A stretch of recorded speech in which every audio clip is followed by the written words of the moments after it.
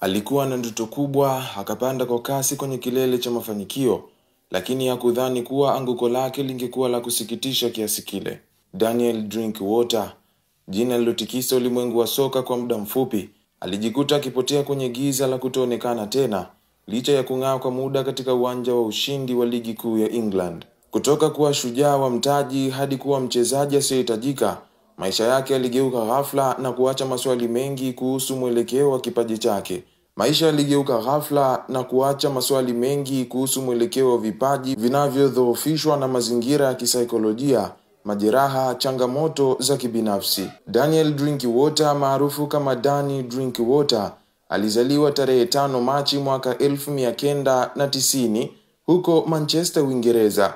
Alianza safari yake ya soka akiwa na umri wa miaka 9 katika akademi ya Manchester United, ambapo alijifunza misingi ya mchezo huo. Hata hivyo, hakupata nafasi ya kucheza katika kikosi cha kwanza cha klabu hiyo, na hivyo kupelekwa kwa mkopo katika vilabu mbalimbali kama Huddersfield Town, Cardiff City, Watford na Barnsley. Alijipambanua kama nyota ng'avu katika anga la soka. Macho ya wengi yakamtazama kwa matumaini, midomo ya wachambuzi ikamtaja kwa sifa, na historia ikamwandika kama sehemu ya ushindi mkubwa uliotikisa ulimwengu wa kandanda. Lakini kama vile nyota hupotea usiku wa manane, Danny Drinkwater aliteleza kutoka kilele cha sifa hadi shimoni pa kusahaulika.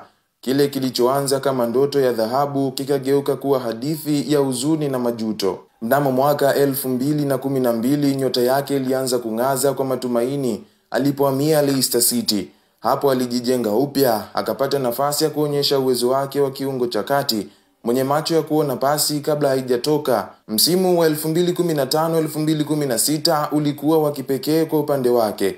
Akiwa sehemu ya kikosi cha kihistoria kilichokamata taji la ligi kuu ya England chini ya Claudio Ranieri, dunia ilimshangilia, vyombo vya habari vikamuinua, na timu ya taifa ya England ikamuita akavalia jezi ya taifa lake. Lakini kama bahari iwavyo tulivu hutawaliwa na mawimbi makali, ndivyo maisha yake yalivyogeuka. Mnamo mwaka 2017 alihamia Chelsea kwa ada kubwa pauni milioni 35. Lakini baada ya mafanikio alikumbana na giza nene, majeraha ya mara kwa mara, ushindani mkali, mabadiliko ya makocha na ukosefu wa nafasi vilimpeleka katika mateso ya kimya muda mwingi. Alikaa benchi au hata nje ya kikosi kabisa. Alitazama ndoto yake ikiyeyuka kama theluji kwenye jua. Nje ya uwanja upepo haukuwa rafiki, alipoteza wapendwa wake. Baba yake akakumbwa na ugonjwa wa saratani, na yeye mwenyewe kakabiliwa na kesi ya ulevi wa kuendesha gari. Moyo wake ulizidi kulemazwa, akili ikazongwa na mawingu ya huzuni. Alianguka sio tu kama mchezaji bali kama binadamu anayeishi katika kivuli cha mafanikio ya zamani. Alijaribu kujiinua kwa mikopo hapa na pale, Burnley, Aston Villa, Kasim Pasha, lakini hakurejea tena kwenye umbo lake la enzi la Leicester City. Hatimaye mwaka 2023 aliamua kuhitimisha safari yake rasmi ya soka. Alitangaza kustaafu akiwa na umri wa miaka 33. Akasema kwa uchungu alipoteza baadhi ya miaka yake bora akiwa Chelsea. Leo hii Danny Drinkwater anapambana kujenga maisha mapya baada ya kujaribu biashara ambazo hazikufanikiwa.